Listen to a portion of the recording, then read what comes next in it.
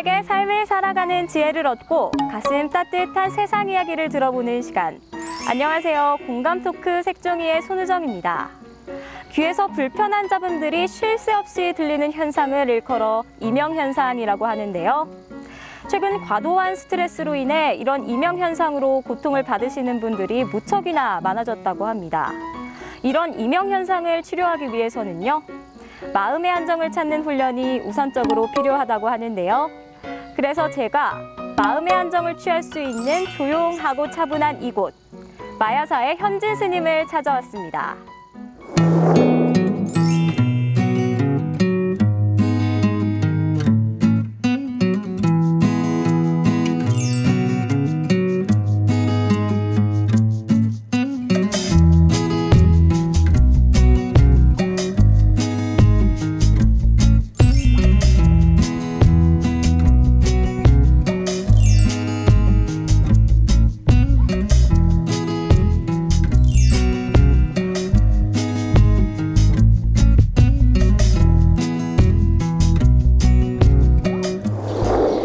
어서오세요. 반갑습니다. 반갑습니다. 어서오세요. 네. 제가 오늘 이 마야사가 처음인데 정말 경치도 그렇고 너무 좋아요, 공기가. 예.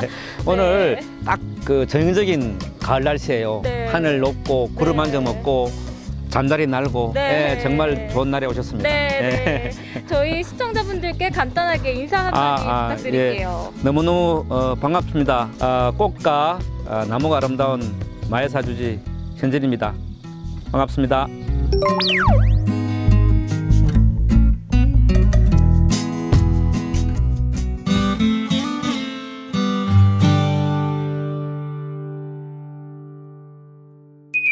선생님, 그 마야사가 굉장히 특별한 의미가 있다고 들었는데요. 마야사에 대한 소개 좀 부탁드려도 될까요? 네.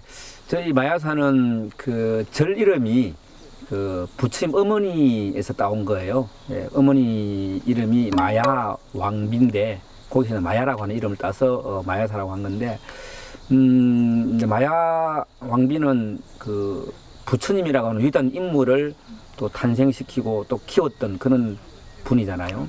그래서 여기는 어떻게 보면은 그 마야 부인의 그 품처럼 또 넉넉하고 또 우리들의 어머니처럼 따뜻한 그런 어떤 좀 고향이 될 수 있도록 이제 하고자 하는 것이 이제 저희들의 이제 목적이죠. 그래서 마야사는 뭐 그 좀 다양한 분들이 편안하게 찾아오는 그런 절이라고 이제 많은 분들이 이야기를 하고 또 네. 그렇게 알려져 있습니다. 네. 예. 그러면은 찾아오시는 분들은 대체적으로 젊은 연령층인가요? 어떻게 되나요? 그렇죠. 저희들은 주로 뭐 이제 30대부터 60대까지 이렇게 다양하게 남녀노소들이 이제 오시는데, 요즘은 어떻게 보면 막 그 귀로 들려주는 오디오 시대라기보다는 눈으로 보여주는 비디오 시대니까 풍경이 좋으면 그냥 저절로 찾아오게 되는 그런 효과들이 많아요. 네. 그 얘기는 어떻게 보면 다소 좀 젊으신 분들이 좋아하는 그런 소재들이 이제 많이 있죠. 뭐 예를 들면 뭐 꽃이라든지 또 그 커피라든지 또는 이제 그 스님들과 이야기할 수 있는 그런 기회라든지 그런 것들이 이제 다른 절에 비해서 좀 풍부하니까 많은 분들이 좀 더 어떻게 보면 부담 없이 올 수 있는 그런 조건들을 갖추고 있지 않나 하는 그런 생각을 해봅니다. 네. 네. 마야사가 이 지역에서 하는 역할이 있다고 들었는데 혹시 말씀 좀 해주시겠어요? 그러니까 뭐 그 역할이라고 하는 게 좀 종교적인 역할도 물론 있겠지만, 저는 좀 마야사가 그 많은 사람들에게 치유의 공간으로 좀 활용되었으면 하는 그런 바람이 있습니다.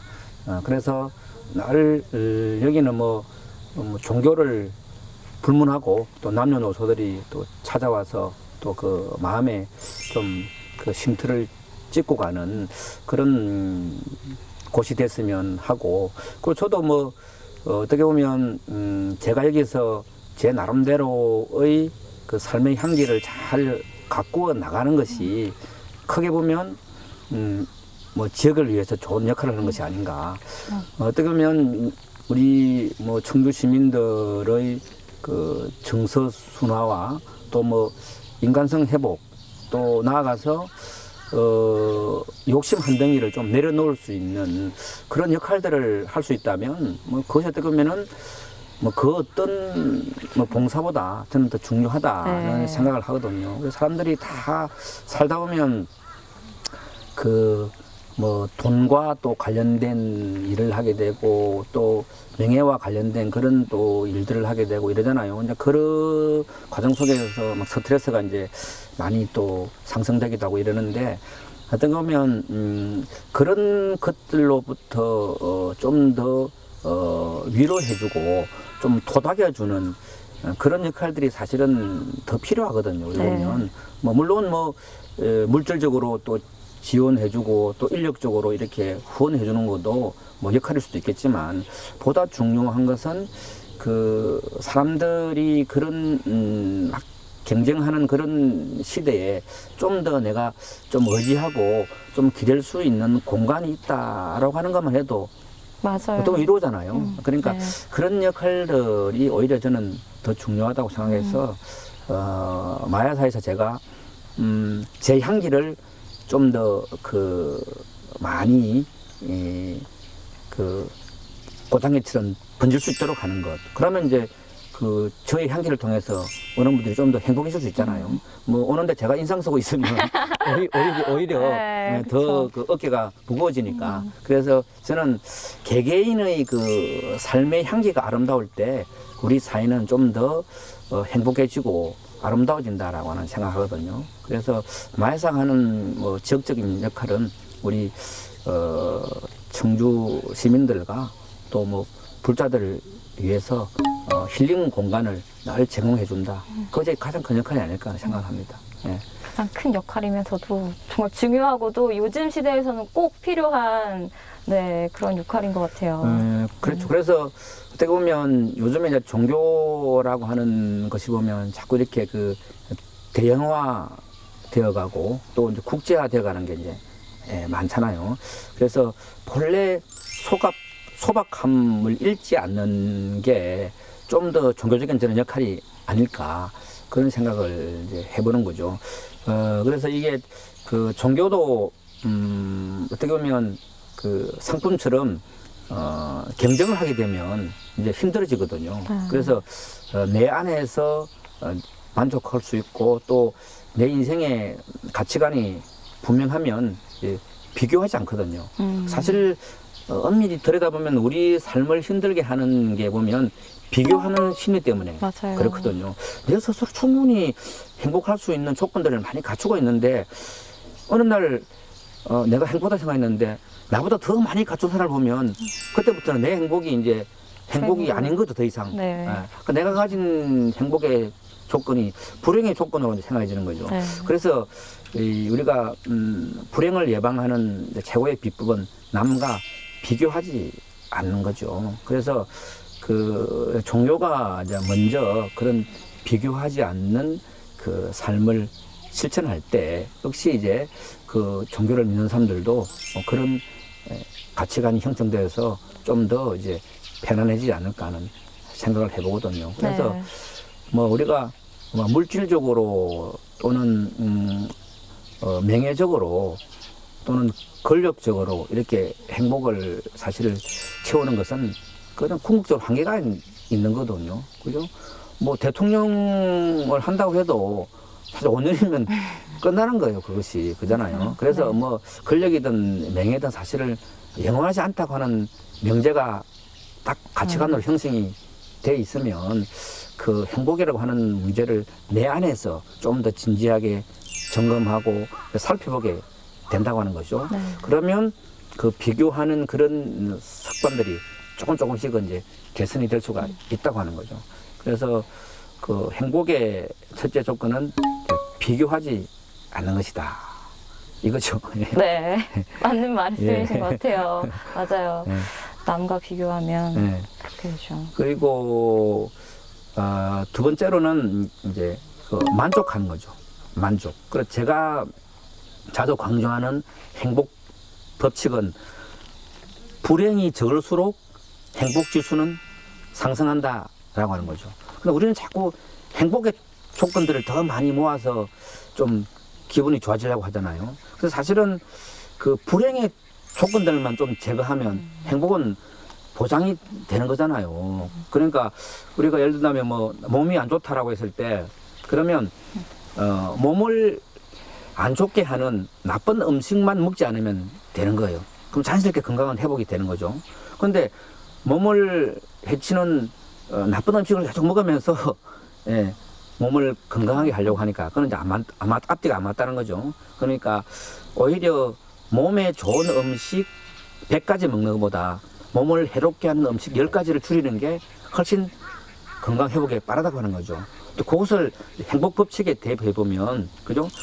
행복의 조건이 더 많은 것보다 불행의 조건을 낮추는 것이 훨씬 행복 지수를 높이는데 예, 맞아요. 예, 안정적이라고 하는 거죠. 예, 그렇게 따지면 오히려 내가 오늘 기분 좋은 일이 뭐가 있을까 이것을 찾기보다는 오늘 내 기분을 해치지 않는 일들이 뭘까, 그죠? 그러면서 내 기분을 해치지 않는 일들을 좀 피해 다니면 그게 훨씬 더 이제 사실은 하루를 더 행복하게 살 수가 있는 거죠.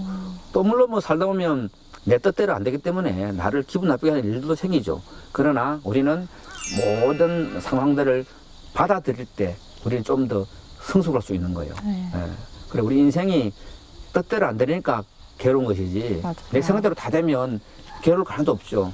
그래서 궁극적으로 보면 결국 나를 힘들게 하는 것이 나를 성장하게 하는 하나의 약이 된다라고 생각하면 뭐 생로병사, 뭐 우비고뇌 그런 것들을 받아들이는 그런 자세가 필요한데 저는 무엇이든 뭐 기쁜 일이든 힘든 일이든 슬픈 일이든 이 받아들이는 그 자세가 저는 성숙한 인격이다 이렇게 말하고 우리 종교적으로 말하면 그것이 수행의 세계다 이렇게 말하거든요. 그래서 보다 성숙된 인격과 보다 수행이 많이 됐다고 하는 것은 그 상황을 차별하거나 분별하지 않고 그냥 내 삶 속으로 받아들이는 거, 수용하는 거.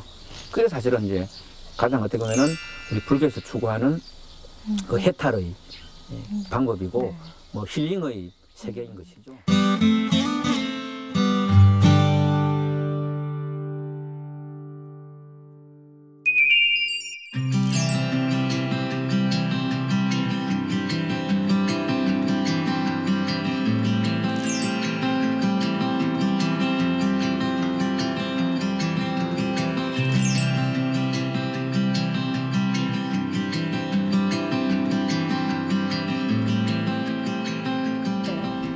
현준 스님께서 직접 내려주신 커피 같이 함께 마시면서 이야기 더 나눠보려고 하는데요.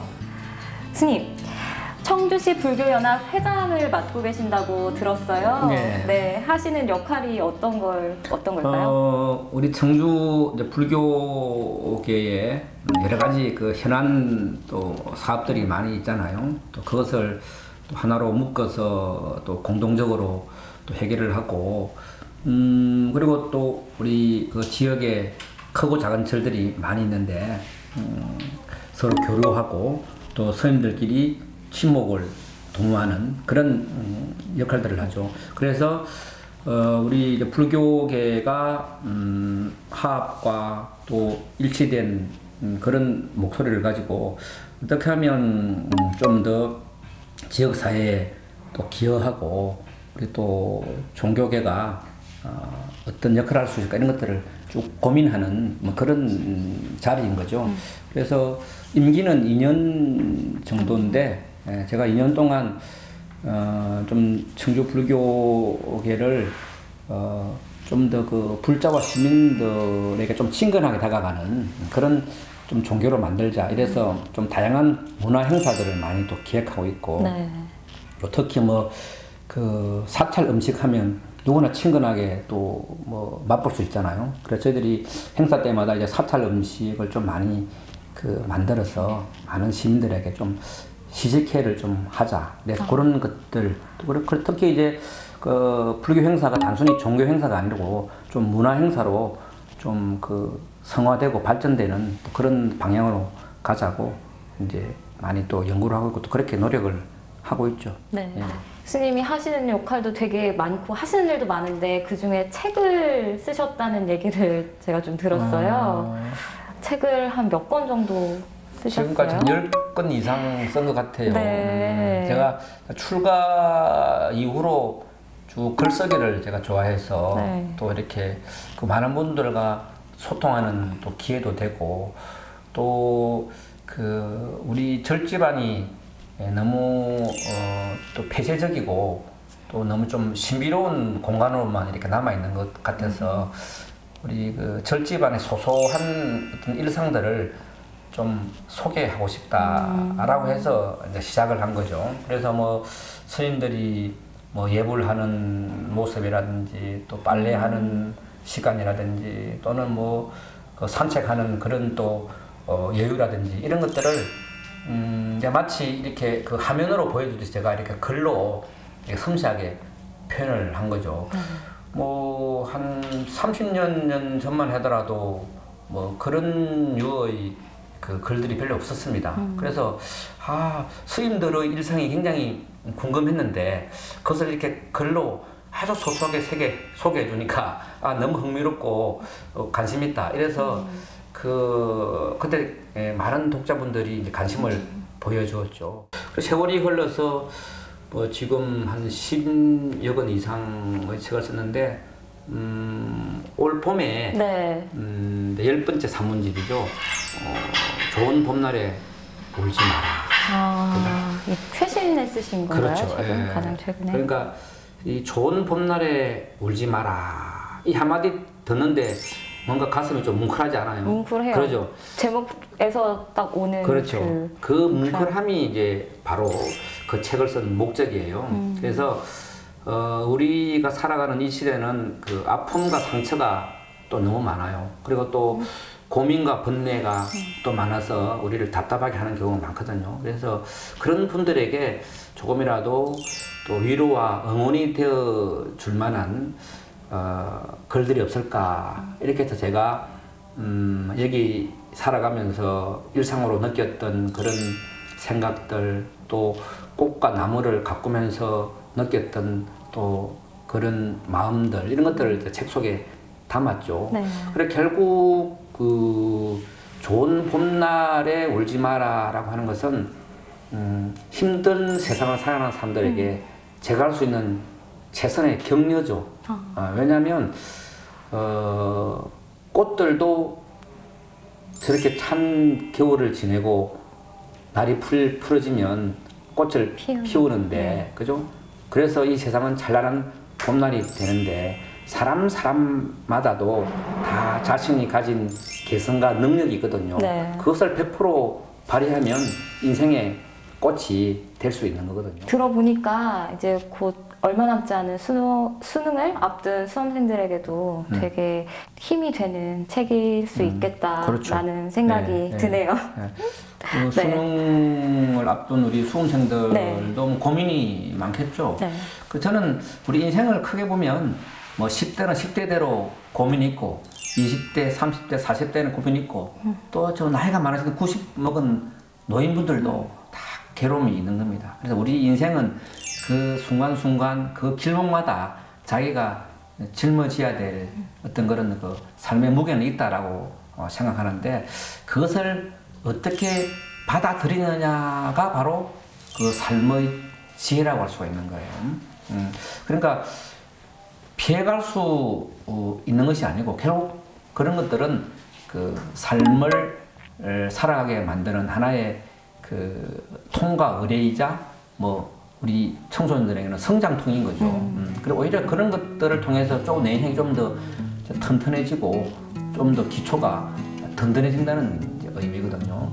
그래서 저는 항상 청소년들에게 자주 하는 말이 그 시험에 너무 전부를 걸지 말아라. 왜냐하면 인생이라는 큰 그림으로 볼 때는 지금 그 수능이라고 하는 그 과정은 극히 일부거든요. 전부가 아니에요.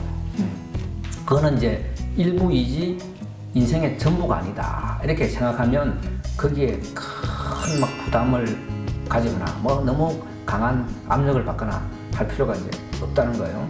그리고 이 시험이라고 하는 것은 어떻게 보면 뭐 새로운 세계로 나아가는 단계일 수도 있지만 그것이 결과적으로 내 행복을 보장한다고 할 수가 없어요.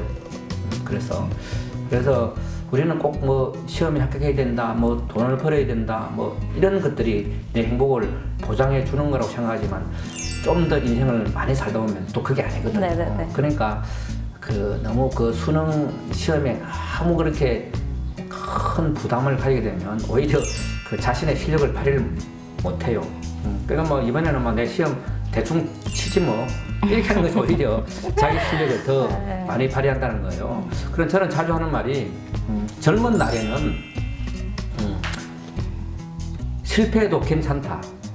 왜냐하면 다시 시작하면 되기 때문에 그래요. 또 젊은 날에는 틀려도 괜찮아요. 왜냐하면 고쳐 쓰면 되거든요. 그죠? 그러니까 젊은 날에는 무한한 이제 그 기회와 또 무한한 인연들을 만나게 되는 거예요. 그걸 통해서 이제 내 인생은 여러 가지 이제 변수로 작용할 수가 있는 거거든요. 그래서 그 시험을 앞둔 이제 뭐 수능생들에게 어떤 용기를 주는 말을 이제 굳이 정리하자면 그 인생의 시점이 전부가 아니다. 그러니까 그것은 마치 산을 올라가는 하나의 과정에 불과하니까 거기에 대해서 큰 부담을 가지거나 뭐 큰 의미를 부여하게 되면 이제 그 자체가 하나의 괴로움이 되고 하나의 형벌이 되니까 그럼 인생이 이제 재미가 없는 거니까 그것도 그냥 내 나이에 당연히 하는 과정이다 라고 받아들이면 되고 또 뭐 합격 안 하면 또 다시 도전하면 되잖아요. 왜? 젊으니까 아직 어리니까 그죠? 뭐든지 가능할 수가 있는 거예요. 그래서 넘어지는 것을 두려워하면 그거는 청소년이 또 아니죠. 그리고 청소년들은 막 넘어지고 엎어지고 깨지고 해야 그게 또 청소년다운 거예요. 그래서 청소년은 청소년답게 해야지 너무 어른스럽게 흉내 내거나 너무 막 어른스럽게 또 철들려고 하거나 그럴 필요는 저는 없다. 있는 그대로 힘들면 힘들다, 하기 싫으면 하기 싫다 이렇게 말할 수 있는 자세, 그것이 오히려 이제 더 행복한 수능 준비생이 아닌가 하는 생각이 들어요.